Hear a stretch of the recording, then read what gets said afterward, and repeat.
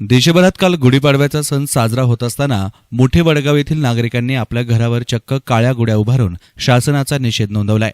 शेतीला पाटाचं पाणी मिळत नसल्याने डोळ्यादेखत पिकं वाळून चालली आहे। म्हणूनच शासनाचं लक्ष वेधण्यासाठी घरावर काळ्या गुड्या उभारून लोकसभेच्या निवडणुकीवर मोठे वडगावच्या लोकांनी बहिष्कार घातलाय। भंडारदरा धरणाच्या सुरू असलेल्या उन्हाळी आवर्तनातून श्रीरामपूर तालुक्यातल्या वडाळा, सराला, मोठे वडगाव, माळवडगाव, निमगाव, खैरी अशा 11 गावातील शेतकऱ्यांनी 7 नंबर अर्ज भरून देखील हक्काच्या पाण्यापासून शेतकऱ्यांना वंचित राहण्याची वेळ आली आहे। उन्हाळी आवर्तन मिळालं नाही, त्यामुळे या गावातील शेतकऱ्यांच्या शेतातील पिकांना लहान मुलाप्रमाणे जीव लावलेले पिकं आता डोळ्यादेखत वाळून जात आहेत।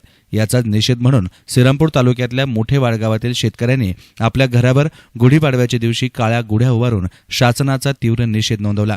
श्रीरामपूर येथील मुख्य कार्यकारी अभियंता यांनी काढलेल्या नोटीसीनुसार लाभ क्षेत्रातील शेतकऱ्यांचे नमुना नंबर 7 वर अपेक्षित पाणी अर्ज मागणी घेऊन संबंधित आवर्तनाचे नियोजन 23 दिवसाचं ठरलं होतं।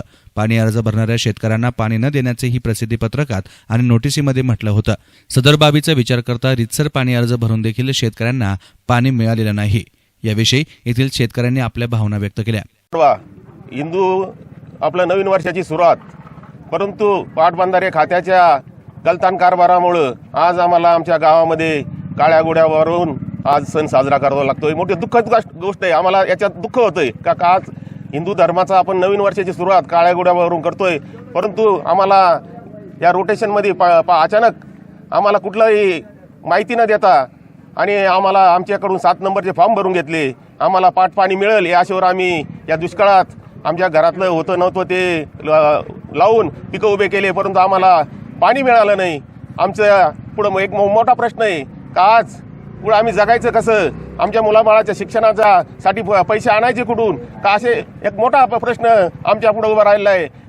यामुळं आम्ही पाटबंधारे खात्याचा निषेध करतो आणि या ठिकाणी आम्हाला पाणी न मिळाल्यामुळं आमच्या ग्रामस्थांचा या ठिकाणी या निवडणुकीवर येत्या लोकसभा निवडणुकीवर मतदानाचा सुद्धा आम्ही बहिष्कार टाकणार आहोत।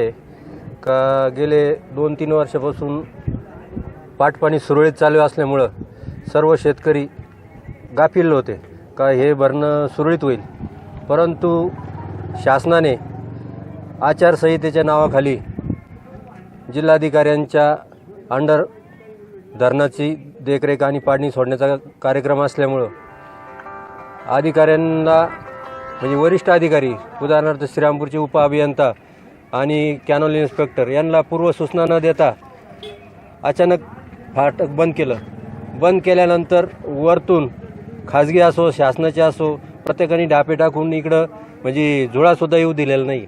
परंतु उदाहरणार्थ आपल्या परिसरामध्ये गंगागिरी महाराजाचा सप्ताह असतो आणि आज प्रत्येकाचा जीवनमानाचा प्रश्न दूध धंदा आहे। या दूध धंद्यावर आधारित घास, मका, कडूळ, हिरवा चाऱ्याचे प्रश्न आज ते वाळून गेले, सुकून चालले। केवळ ह्या रोटेशनवरच हा दुष्काळ निवारण होणार होतं, परंतु हे रोटेशनच न आल्यामुळं शेतकरी हवालदिल झाले।